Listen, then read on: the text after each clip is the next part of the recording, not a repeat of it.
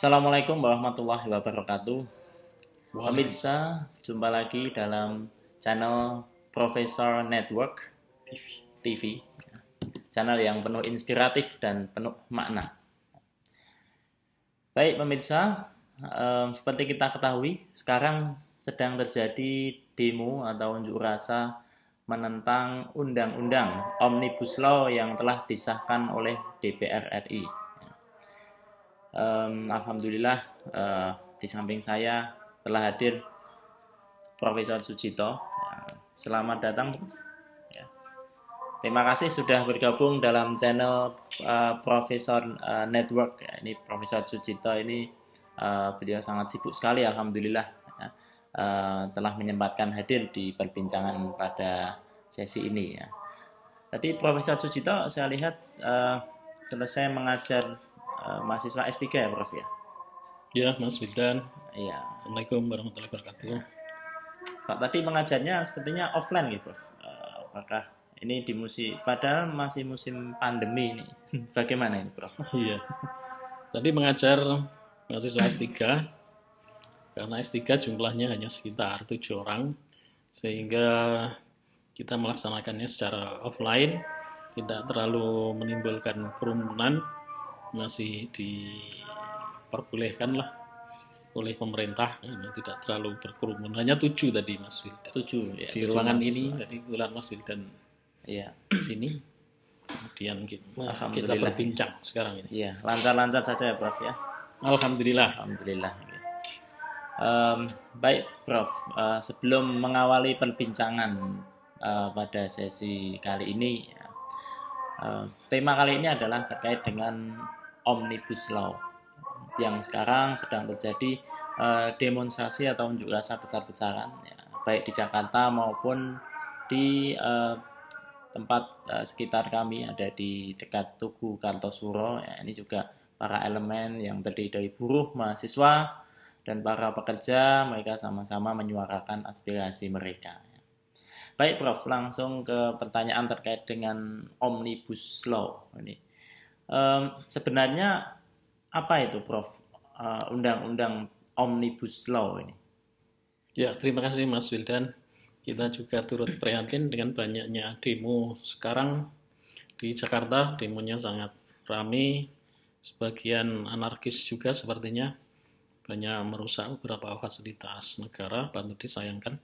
Dan di tempat kita ini, di sebelah ini juga ada demo sekarang di poros menuju ke Semarang kalau ke barat, dan kalau ke selatan, ya, selatan menuju ke Yogyakarta. Sepertinya Yogyakarta juga lagi demo. Semoga demonya berlangsung tertib, aman, tidak anarkis, sebagai bentuk penyampaian aspirasi. Ya boleh-boleh saja asalkan tidak anarkis. Mas Wildan MA Tesel, saya mengenal beliau ini sebagai dosen yang cukup aktif dalam beberapa kegiatan-kegiatan ilmiah, dan barusan saya mengajar kelas S3, beliaunya menunggu saya. Maaf Mas Wildan, tidak terlalu lama kan tadi? Tidak Prof ya. Sangat menarik sekali tadi ya perkuliahannya. Ya, tentang Omnibus Law ya Mas Wildan. Sebetulnya Omnibus Law itu bukan hal yang baru di dunia. Di Indonesia saja terasa asing. Sebetulnya di Amerika itu sudah dilaksanakan. Kemudian kalau di Asia Tenggara, di Filipina dan Vietnam itu sebetulnya juga sudah dilaksanakan undang-undang serupa seperti itu. Bahkan di Vietnam itu berhasil menarik banyak investor, karena sebetulnya tujuan utama dari undang-undang Omnibus Law ini adalah kemudahan investor masuk dalam rangka untuk meningkatkan kesejahteraan masyarakat juga, sehingga apabila tiba-tiba ada demo yang berkepanjangan apalagi anarkis, itu ya kontraproduktif saya kira, sehingga para pendemo, baik itu unsur mahasiswa yang mana itu adalah anak didik kita sendiri Mas Wildan, dalam demo itu seharusnya ya dipahami dulu apa isi dari undang-undang Omnibus Law, kemudian Jangan dijaga, jangan sampai demonya itu anarkis, karena antara yang di demo dengan kegiatan demonya ini betul-betul tidak tidak kita harapkan. Anarkis menghasilkan hal yang negatif, padahal Omnibus Law yang di demo ini adalah bertujuan sangat luhur. Kalau tentang kata Omnibus Law sendiri, sebetulnya di dunia itu bukan hal baru. Orang Indonesia saja yang belum pernah mendengarnya sehingga terasa asing. Tentang Omnibus Law ini sebetulnya digunakan dalam semboyan atau moto negara Swiss yang berbunyi Unus pro omnibus, omnes pro uno, maksudnya gitu. Maknanya adalah satu untuk semua, semua untuk satu. Jadi omni itu kan semua. Kalau kita lihat misalnya di hewan herbivora itu, omnivora ada ya, makan segalanya. Betul. Herbivora pemakan tumbuh-tumbuhan, karnivora pemakan daging, yang pemakan segala, pemakan semua adalah omnivora.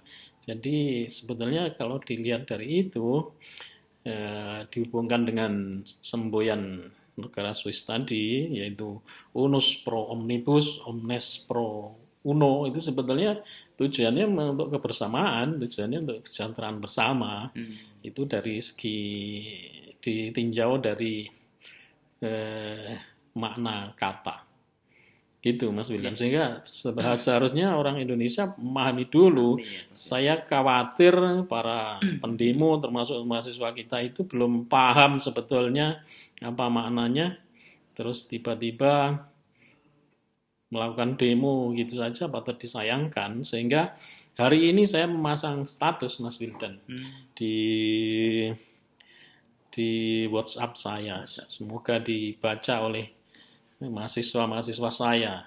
Status saya itu berbunyi begini: pahami dan mengerti tentang apa dan antar siapa. Kemudian yang kedua,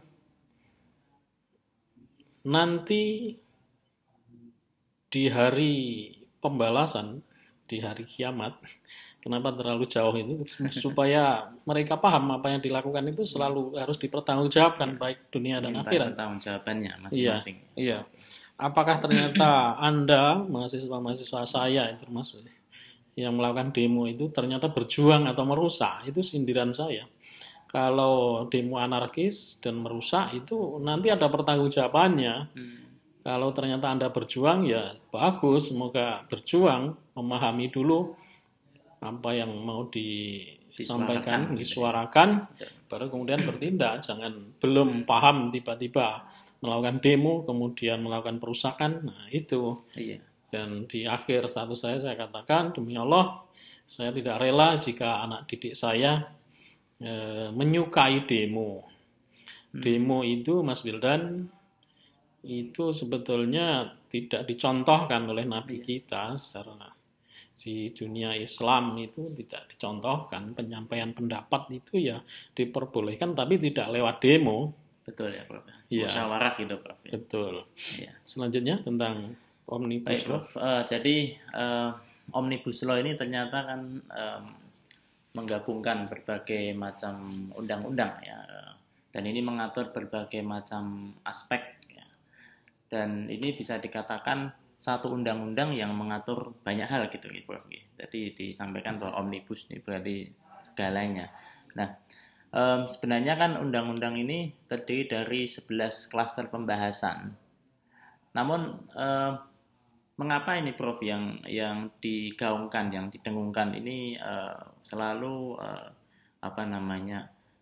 para pekerja buruh, kemudian mereka merasa tidak diperlakukan secara adil. Nah, ini bagaimana ini Prof menanggapi hal tersebut?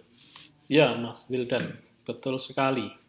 Mas Wildan ini selaku dosen muda banyak juga mendalami hal-hal tentang sosial, sehingga saya sangat bangga. Memang betul bahwa Omnibus Law ini terdiri dari 11 klaster. banyak yang ada di dalam undang-undang ini, mulai dari penyederhanaan izin usaha, kemudian persyaratan investasi, ketenaga kerjaan, kemudian kemudahan pemberdayaan UMKM, kemudian tentang kawasan ekonomi dan sebagainya, banyak sekali. Ada 11 klaster, kalau kita sebutkan satu persatu memang makan waktu, tapi paling tidak kita harus tahu niat baik dari Omnibus Law ini sebetulnya adalah sebuah aturan yang sebetulnya ingin menggabungkan dari berbagai macam aturan yang sudah ada, yang seperti kita ketahui aturan-aturan yang ada selama ini kadang-kadang tumpang tindih, kadang-kadang saling bertentangan antara satu dengan yang lainnya, sehingga pada saat dilakukan implementasi, pada tataran implementasi banyak terjadi kontradiksi. Niat dari pemerintahan yang sekarang, yaitu di bawah pemerintahan Bapak Jokowi, sebetulnya ingin melakukan simplifikasi, ingin melakukan penyederhanaan dari berbagai macam undang-undang yang saling berkelindan itu ya, berkelindan kadang-kadang kontradiktif, itu memang rumit, sehingga upaya untuk menyederhanakan, melakukan simplifikasi, kemudian kumpulkan jadi satu dalam bentuk Omnibus Law ini adalah sebuah niatan yang luhur. Jadi perlu dipahami dulu, jangan dilakukan penolakan dulu, karena ini undang-undang yang merangkum banyak sekali aturan, iya, melakukan sinkronisasi. Ini bukan pekerjaan yang ringan. Jangan tiba-tiba sebelum tahu apa isinya, apa niatnya, terus tiba-tiba dilakukan demo. Di DPR sendiri, Mas Wildan, saya yakin juga sudah dilakukan pembahasan mulai draft, kemudian siang malam kalau tidak salah saya mengikuti itu dilakukan pembahasan. Kalau sekarang tiba-tiba DPR itu ada yang mengatakan belum dilakukan pembahasan, diberi kertas kosong, itu hampir tidak mungkin. Iya. Hampir tidak mungkin. DPR itu memiliki tata aturan, sehingga sangat disayangkan jika ada beberapa partai yang di akhir-akhir pada saat pengesahan itu merasa tidak dilibatkan. Harusnya dulu berkata seperti itu. Betul, ya. Di tahap-tahap awal itu kok tidak dilibatkan. Jangan sekarang. Kalau sekarang itu ya akhirnya apa ya, show of force. Jadi ya, pahlawan kesiangan. Iya, itu perlu sangat disayangkan. Benar, harusnya fungsi DPR itu harusnya membahas sampai berdarah-darah pada saat pembahasan. Kalau pada saat itu ada yang merasa tidak diberi draft dan sebagainya, ya mintalah pada saat tahap itu. Jangan di akhir-akhir pada saat mau diketok kemudian istilah Jawanya gegeri. Itu kan tidak bagus. Ya. Kita di dunia kampus kan sudah sering melakukan pembahasan tentang tata tertib Senat dan sebagainya. Kalau anggota Senat pada saat pembahasan itu tidak diberi draft, ya tentu saja protes pada saat itu. Jangan setelah diketok terus tiba-tiba protes dengan mengaku ini ya kan tidak bagus. Tadi termasuk etika ya, Prof. Ya. Betul. Ya, jadi seperti kita ketahui kan mungkin zaman dulu sebelum lahirnya Undang-Undang Omnibus Law ini kan masing-masing kementerian ini mungkin membuat aturan sendiri begitu ya, Prof. Membuat undang-undang sendiri. Jadi ketika kita melakukan segala sesuatu, memutuskan, nah ini menurut undang-undang dari kementerian kita mungkin benar, tapi kemungkinan bisa dibenturkan dengan undang-undang dari kementerian lain, dan ini ternyata salah. Ya, dan kita kemudian terjerat hukum dan lain sebagainya. Padahal saya yakin kita melakukan dengan niat yang baik, gitu, Prof. Dan ini ada beberapa klaster terkait dengan adanya dukungan riset dan inovasi. Ini kan juga sepertinya para mahasiswa harus lebih mendalami apa isinya begitu ya, Prof. Jadi mereka sebagai agent of change ini tidak hanya membabi buta melakukan pembelaan terhadap mereka yang memprovokasi begitu ya. Betul. Kalau kita mengerucut ke pembahasan tentang dukungan riset dan inovasi, sebetulnya pemerintah itu sangat mendukung kegiatan-kegiatan riset dan inovasi. Dengan adanya undang-undang ini, Cipta Kerja ini, yang sebagian orang kemudian disebutnya undang-undang cilaka, undang-undang cipta lapangan kerja, itu ya janganlah. Jangan seperti itu. Niatnya bagus dan ini isinya kalau dibaca memang bagus. Kalau belum membaca jangan bereaksi ya dulu. bereaksi negatif dulu. Negatif apalagi. Kalau kita lihat Mas Wildan, undang-undang ini sangat tebal, 900 halaman. Iya. Hampir tidak mungkin para pendemo yang di lapangan itu sudah membacanya. Dan pasalnya ada 1244 pasal. Nah, betul. 79 undang-undang. Betul. Saya yakin belum membaca semuanya. Bahkan sedikit saja pun juga kira-kira ada yang belum membaca. Bahkan tentang makna Omnibus Law tadi sebetulnya juga belum pernah ada yang, kadang-kadang ada yang belum tahu. Gitu. Kalau di Amerika disebut dengan Omnibus Bill.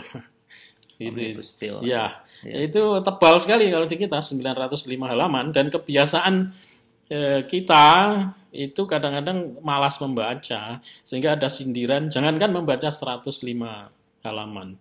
Wong di Indomaret saja membaca apa itu? Pintu didorong itu aja ditarik. Membaca ditarik itu didorong. Padahal hanya satu kata. Literasi. Nah, literasi. Kita, ya. Betul. Jadi kita di dunia kampus, Mas Wildan, kita sebagai dosen harus itu menggalakkan membaca dulu, pahami dulu, baru melakukan reaksi. Betul. Ya, di kelas-kelas, termasuk kelas doktor yang barusan saya nyambung tadi, kelas S3, ya saya budidayakan, saya ajari untuk membaca dengan cermat, memahami makna sampai dalam. Betul. Ya, apalagi mahasiswa doktoral itu kan harus betul-betul paham sebelum menyampaikan pendapatnya itu pahami dulu dari sebuah teks, dari sebuah wacana itu dipahami dulu, baru kemudian memberikan reaksinya. Di kampus kan selalu kita budidayakan seperti itu, Mas Wildan. Membaca. Di Islam juga ajarannya dari Nabi kita. Ada Iqra ya, Prof. Iqra itu ya. Diulang-ulang bahkan sampai beberapa kali. Bismi rabbikal ladzi khalaq. Itu sangat penting, maknanya dalam. Dan kalau menurut sejarah Nabi kita itu kan malaikat Jibril itu memasukkan dalam hati itu dalam arti dipahamkan sampai paham betul-betul baru kemudian boleh menyampaikan ajarannya seperti itu. Ya, tadi juga saya dengar ketika Prof memberikan materi perkuliahan ini memang ada beberapa strategi membaca ya. Salah satunya ada bagaimana terkait dengan inference, kemudian retorik, betul. vocabulary, kosakata ini penting sekali, Prof ya. Penting sekali. Menimbulkan banyak makna ini. Betul. Bahkan untuk memahami undang-undang sekompleks ini perlu ada strategi juga. Tadi saya ajarkan tentang membaca pada tataran vocabulary, membaca pada tataran inferensial, inference reading, membaca untuk menyimpulkan, kemudian membaca pada tataran retorik. Itu ada. Dan ada factual information tadi. Factual information, negative factual information. Mana yang fakta, mana yang bukan. Yang bukan fakta kemudian disampaikan menjadi itu informasi-informasi yang menyesatkan itu. Kadang ditambahi dengan opini-opini ya. Ya, betul. Betul ya. Jadi ternyata banyak hal yang harus kita pelajari nih, Prof. Tapi bagaimana ini, Prof, sikap kita ini?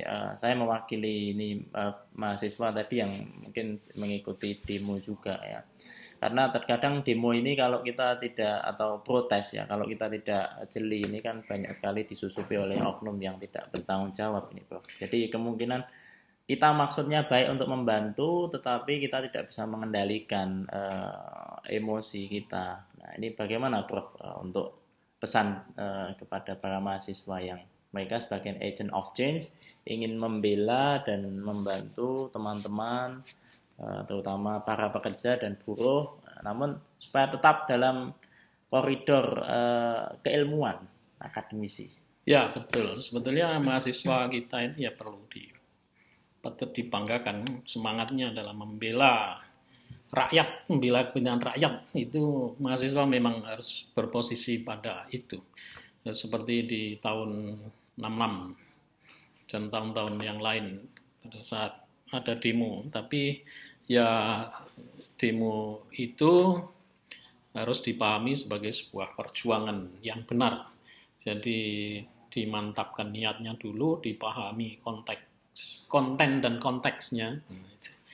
Nah, kalau sudah paham kemudian sudah niatnya bersih, ya baru dilakukan. Sehingga siapapun yang melakukan demo, baik unsur mahasiswa, unsur pelajar atau mahasiswa, itu dalam demo tidak boleh sebetulnya disusupi kepentingan politik, itu tidak boleh. Karena apabila sudah disusupi kepentingan politik dari pihak manapun, maka sudah tidak murni niat penyampaiannya, apalagi dengan tujuan-tujuan tertentu yang kita tidak tahu dan kita tidak membahasnya di sini. Kita membahas secara akademik tentang Omnibus Law, Mas Wildan, tentang kepentingan politik. Sebaiknya janganlah mempertentangkan sesuatu dengan kepentingan politik, itu akhirnya menjadi tidak fair, menjadi tidak objektif, menjadi subjektif, penuh dengan kepentingan. Akhirnya benar salah menjadi kabur. Benar bisa menjadi salah, salah bisa menjadi benar, tergantung dari pihak mana yang bertikai. Dan yang punya kepentingan ya. Betul. Benar ya. Dan ini saya lihat juga beberapa tayangan di televisi ini melibatkan banyak pelajar juga. Ini kan kasihan juga dari para pelajar. Kadang ada yang melibatkan juga ibu-ibu rumah tangga membawa anak-anak kecil. Ini menurut Prof bagaimana ini?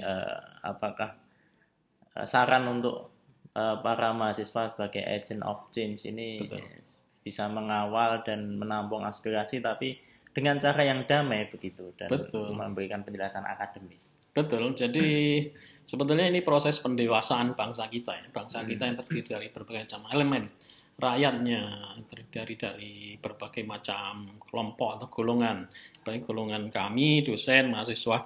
Kalau golongan akademisi seharusnya memberikan pencerahan,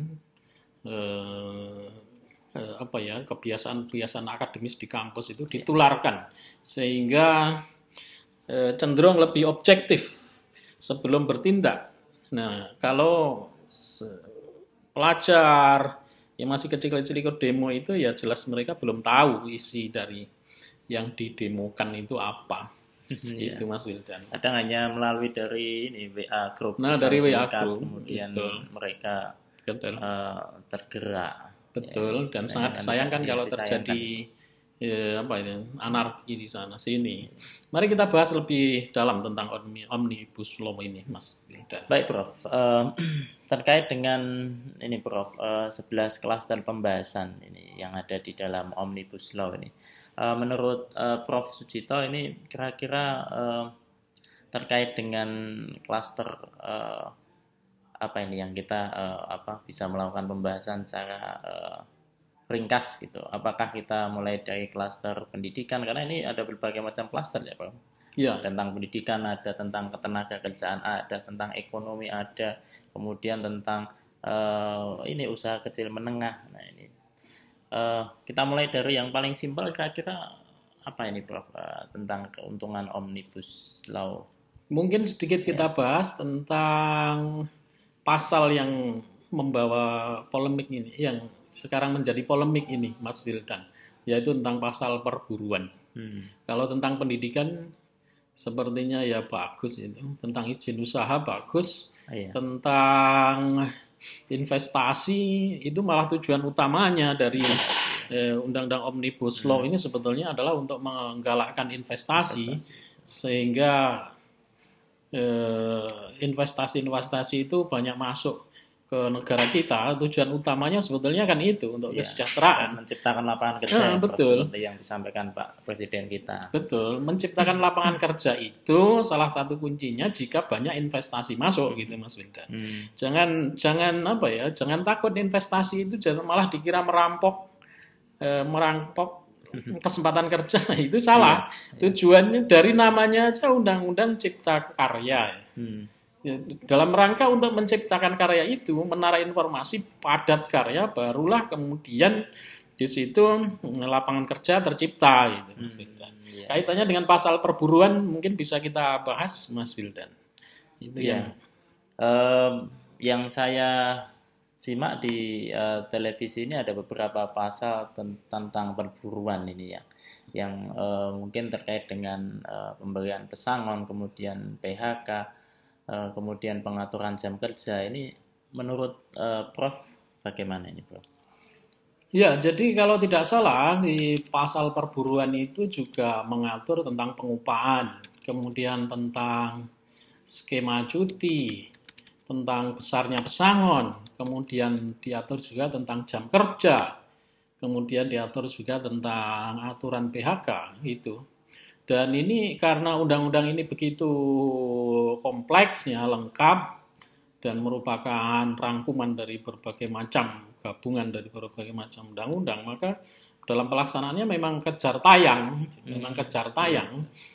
DPR itu walaupun jumlahnya besar, menyelesaikan undang sebegitu banyak, memang kejar tayang itu, dan hasil karya kerja tayang itu kadang-kadang ya memang ada beberapa yang kurang sempurna, itu wajar lah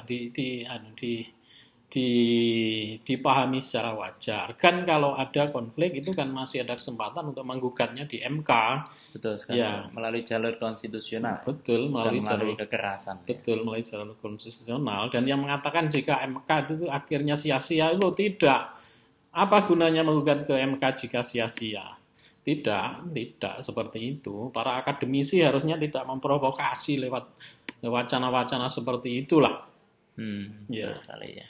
Kemudian di pasal perburuan itu tentang pengupahannya juga diperbarui lebih bagus. Skema cuti yang dianggap dihapus itu tetap ada, bahkan diatur malah lebih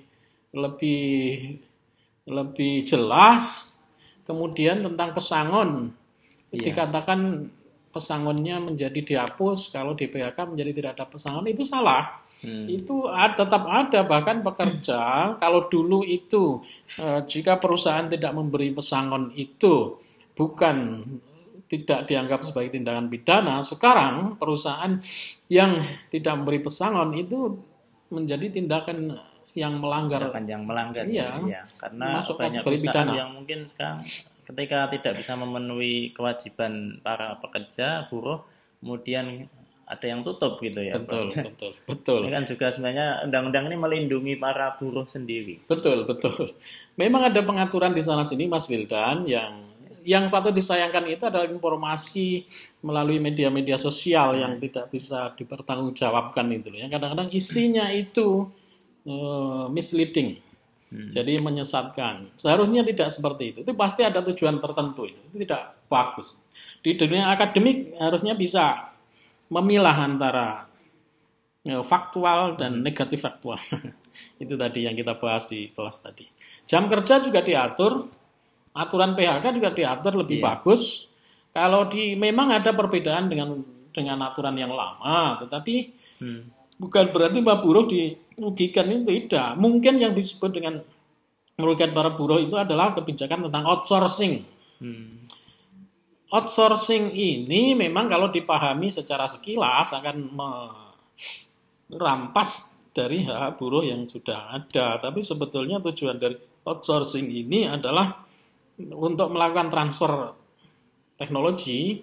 Jadi untuk hal-hal yang untuk kompetensi yang masih baru diperlakukan outsourcing dalam jangka waktu tertentu. Kalau teknologi sudah tertransfer, maka kembali dikerjakan oleh tenaga dari domestik dari Indonesia. Kalau untuk misalnya untuk kompetensi misalnya untuk kaitannya dengan pembuatan baterai lithium, nah itu kan tidak banyak dari para ahli di Indonesia yang walaupun ada. Tapi kan tidak banyak. Nah, untuk menutupi sebagian itu dilakukan outsourcing pertama kali. Baru kemudian transfer teknologi terjadi, baru kemudian kembali domestik dilaksanakan ke pengerja-pengerja Indonesia. Tujuannya seperti itu dari kebijakan pemerintah itu. Jadi sebenarnya malah pekerja ini harus belajar terkait dengan teknologi begitu ya, Prof. Betul. Sisi negatif dari outsourcing itu apabila berlanjut terus outsourcing merampas hak bekerja dari para buruh. Tapi tidak dilakukan itu pasti. Negara itu pasti mengatur rakyatnya. Berpihak kepada rakyat. Tidak ada negara yang menyengsarakan rakyat.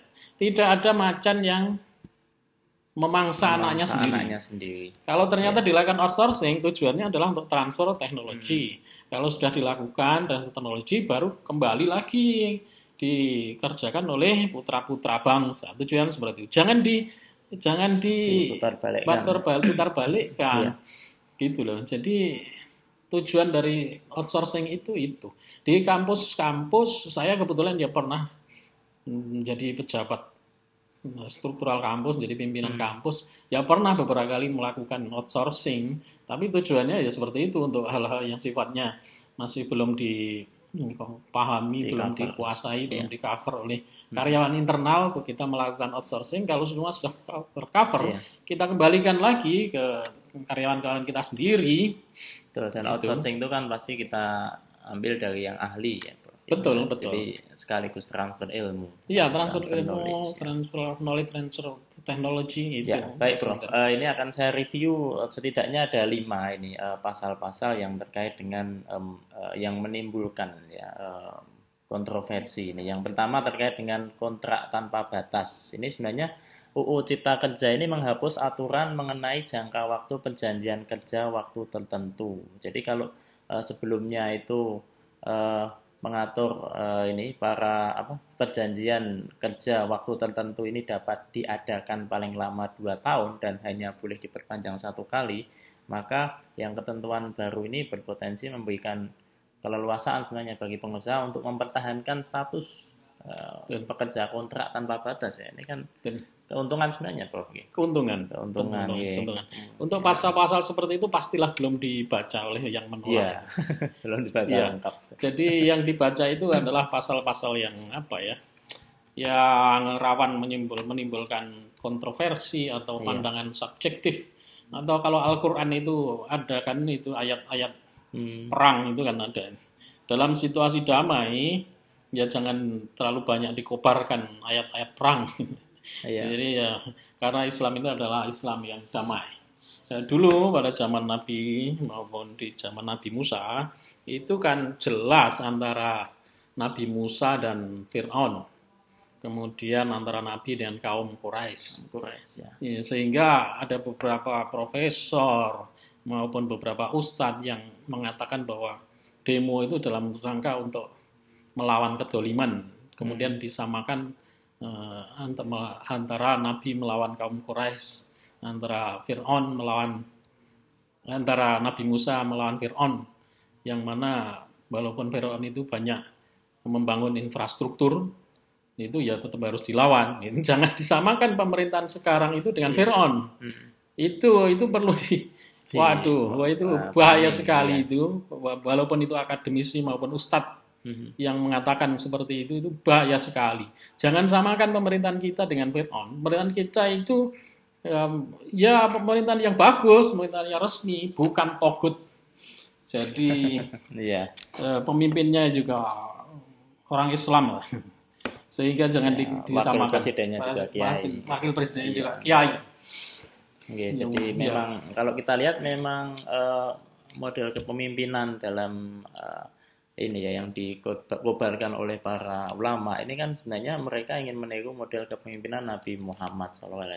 Padahal Nabi Muhammad sendiri mengajarkan tidak bersikap menyerang. Jadi bahkan ketika diserang oleh kaum kafir Quraisy, tetap pembelaannya diam, kemudian menasihati. Bahkan beliau tetap memberikan makanan bagi orang yang tiap hari menghinanya, melempari kotoran. Betul. Ini kan sebenarnya tindakan yang terpuji ini. Betul. Nabi kita itu selalu mengajarkan kemuliaan hati, kelembutan gitu. Jadi itu yang harus ditiru itu kelembutan hatinya. Islam itu adalah agama hati, agama yang mengatur akhlak. Jadi bukan agama kekerasan. Seandainya melakukan tindakan itu ya dimulai dengan sebuah pemahaman, dikembalikan ke kemurnian hati, pasti seperti itu. Nabi kita yang begitu mulia. Saya orang Islam, saya ini haji. Ya, Mas Wildan juga Islam. Saya tahu kualitas keislamannya karena kita sering ketemu. Kita sering sholat berjamaah bersama. Sehingga kita itu ya mewakili suara orang Islam. Kita ini orang Islam taat. Setiap hari kita melaksanakan syariat-syariat Islam dengan ketat. Itu Sehingga yang kita suarakan itu adalah ya suara ajaran Islam. Betul sekali ya. Iya. Sebagai rahmatan lil alamin. Iya, betul. Dan sebetulnya Islam itu untuk semuanya, Benar untuk sekali. kesejahteraan bersama. Ya, membawa keselamatan sesuai dengan namanya, Prof ya. Islam, Betul. ya. Ya, baik Prof. Jadi nanti pemirsa untuk yang ingin mengetahui lebih lanjut terkait dengan Omnibus Law ya nanti bisa browsing tapi dengan sumber-sumber yang valid ya. Jadi seperti saya sekarang mendapatkan dari sumber Kompas ini kan banyak sekali pasal-pasal yang sebenarnya ini menguntungkan para pekerja terkait dengan tadi yang saya sebutkan kontrak tanpa batas, kemudian aturan tentang hari libur yang dipangkas, ya, ini kan menguntungkan para karyawan kita. Kemudian aturan soal pengupahan yang sudah diganti ini, ya, jadi kemudian sanksi tidak bayar upah dihapus. Ya. Nah, ini dalam UU Cipta Kerja maka pasal-pasal yang ketenaga kerjaan yang tadi tidak membela para pekerja ini kemudian dihapuskan seluruhnya. Kemudian hak memohon PHK juga dihapus. Nah ini kan sebenarnya melindungi para pekerja gitu. Betul. Ya jadi sebelum mengakhiri perbincangan pada sesi ini, adakah Prof Sujito memberikan pesan khusus kepada para mahasiswa dan kepada seluruh pemirsa yang mana terkait dengan menyikapi hadirnya undang-undang Omnibus Law ini, Prof? Ya, Mas Wildan, saya ini seorang guru besar, seorang profesor yang memiliki banyak mahasiswa, memiliki banyak kolega, salah satunya Mas Wildan, mengajar di perguruan tinggi negeri dan beberapa perguruan tinggi negeri maupun swasta lainnya, sehingga saya banyak berinteraksi dengan banyak orang, banyak mahasiswa, banyak dosen, banyak profesor, masyarakat umum juga, sehingga sebetulnya kita harus berbangga negara kita bergerak ke arah negara yang maju dan segala sesuatunya kalau kita menuju ke sebuah peradaban yang lebih bagus itu memang harus ada terobosan-terobosan baru baik dilakukan oleh pemerintah pusat maupun pemerintah daerah. Ya harus kita dukung semuanya dengan niat tulus, niat yang bersih, dukungan yang tulus, dukungan yang bersih. Jangan mengutamakan kepentingan politik dulu, utamakan kepentingan rakyat bersama. Sehingga negara kita itu aman dan damai. Kalau negara kita itu aman dan damai, maka bisa melakukan pembangunan secara optimal di berbagai macam sisi. Rahmat Allah itu akan turun pada sebuah negara, masyarakat atau keluarga yang damai. Baldatun thayyibatun. Betul, sehingga negara kita semoga menjadi negara baldatun thayyibatun borobun ghafur. Dengan izin Allah yang Maha Akbar. Terus marilah kita bekerja, beribadah, bekerja, menzikirkan keagungannya, mengikuti ajaran-ajaran Nabi kita Muhammad SAW. Itu yang perlu dilakukan. Sehingga saya selaku guru besar, profesor, itu mengimbau kepada teman-teman sama profesor itu, mari kita didik masyarakat dengan baik. Jangan melakukan provokasi. Kemudian para ustadz juga begitu, mari kita damaikan dengan hati bersih masyarakat kita. Kemudian untuk para mahasiswa, anak didik kita, Mas Wildan, mari kita didik bersama-sama. Budayakan membaca. Betul, budayakan membaca, memahami dengan hati tulus secara akademik, melakukan tugas masing-masing. Mahasiswa belajar untuk mempersiapkan nanti waktunya mengabdi pada masyarakat. Itu Mas Wildan. Baik, terima kasih Prof atas penjelasannya yang detail ya. Dan ini juga sebagai penyemangat ya bagi para mahasiswa maupun bagi rekan-rekan sama akademisi ya, bahwasanya kalau kita di lingkungan akademis ini membaca dengan satu arah pun sebenarnya tidak cukup. Kita setelah membaca kita perlu diskusi ya, Prof. Jadi apa yang kita baca ini tidak kemudian kita tafsirkan sendiri sesuai dengan hawa nafsu kita ya, kita. Jadi lingkungan akademis memang perlu diciptakan, kemudian sering mengadakan diskusi ya Prof ya, diskusi, talk show, kemudian kita juga sebagai ini penyampai ya, corong kita ke masyarakat ini, sampaikan hal-hal yang baik ya. Kalau membela ya maka diajak dulu diskusi sebenarnya yang dibela ini yang seperti apa ya. Jangan sampai nanti disusupi oleh oknum-oknum yang tidak bertanggung jawab tadi ya Prof ya. Dan akhirnya malah merugikan kita sendiri, nama baik kita turun ya. Jangan didikotomikan antara anti pemerintah dan pro pemerintah. Ya. Kalau yang pro pemerintah itu berarti anti rakyat. Kalau yang pro rakyat itu berarti anti pemerintah. Jangan. Kita semua harus sama-sama mendukung kebijakan pemerintah yang sekarang dipimpin oleh presiden kita, Bapak Jokowi. Walaupun siapapun presidennya nanti, atau yang dulu, kita harus mendukungnya. Kalau ada kebijakan-kebijakan yang sekiranya masih belum sempurna, itu dievaluasi bersama melalui mekanisme hukum yang berlaku. Gitu loh. Jangan menciptakan kubu-kubu. Itu tidak bagus sama sekali. Apalagi di dunia pendidikan. Kita itu, Mas Wildan, sebagai seorang pendidik harus mendidik masyarakat untuk memiliki hati bersih, damai, memiliki intelektual tinggi. Itu yang diperlukan untuk membangun negara kita. Ya gitu. Jadi pada negara kita memang harus mendukung ajaran Islam, kita harus mendukung ulil amri. Benar sekali ya. Nah, itu yang perlu dilakukan. Apalagi kita juga punya umaro ya, ulama yang kita mintai nasihatnya, ada juga dari MUI dan para ormas-ormas ya, baik Muhammadiyah, NU maupun ormas-ormas yang lain. Nah, ini sebenarnya kan mereka juga memberikan ya masukan kepada pemerintah ya. Jadi ya kita harus menyikapi segala sesuatu dengan benar dan dengan baik, tidak terpancing oleh isu-isu yang tidak bertanggung jawab yang nanti akan merugikan kita semuanya ya. Betul. Dan seperti yang disampaikan beliau Prof Sucito tadi, jika negara ini tenang, damai, pasti banyak investor, banyak pengusaha datang ke sini, kemudian kita juga bisa bekerja dan akan menciptakan banyak lapangan pekerjaan. Betul. Dan ketika adanya outsourcing dari luar negeri, misalkan kita bisa transfer knowledge, kita bisa belajar dan kita tidak perlu susah-susah ke luar negeri menghabiskan banyak biaya.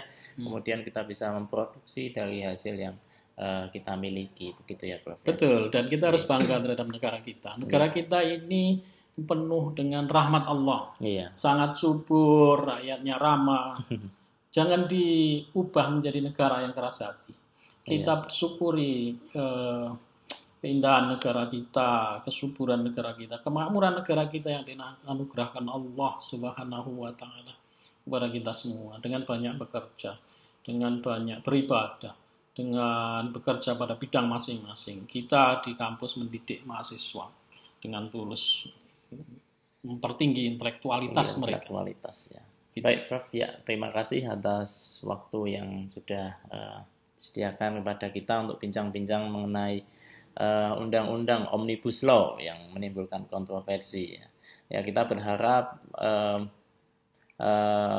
semuanya bisa menerima dengan hati yang bersih, hati yang jernih, dan jika ada kekurangan maupun jika ada yang kurang pas ya bisa didiskusikan dahulu ya Prof. Betul. Ya, dan kita juga minta para elemen masyarakat untuk sadar diri ya, bagaimana kita membangun bangsa ini menjadi bangsa yang besar, rahmatan lil alamin, baldatun thayyibatun walaupun ghafur ya. Betul. Semoga demo-demo di luar segera mereda, tidak ada anarki. Salam pada seluruh mahasiswa saya maupun mahasiswa dari universitas lain. Salam pada seluruh masyarakat. Salam kepada buruh.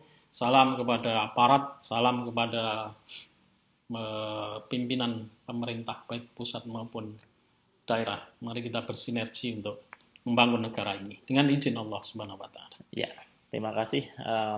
Demikian pemirsa perbincangan kami yang penuh inspiratif dan penuh makna bersama Profesor Dr. Sucito terkait dengan kontroversi Undang-Undang Omnibus Law ya.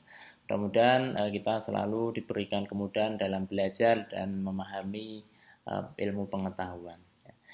Baik, sekian dari kami. Kurang lebihnya mohon maaf. Assalamualaikum warahmatullahi wabarakatuh. Waalaikumsalam. Jumpa lagi dalam edisi selanjutnya. Tetap di channel Profesor Network TV.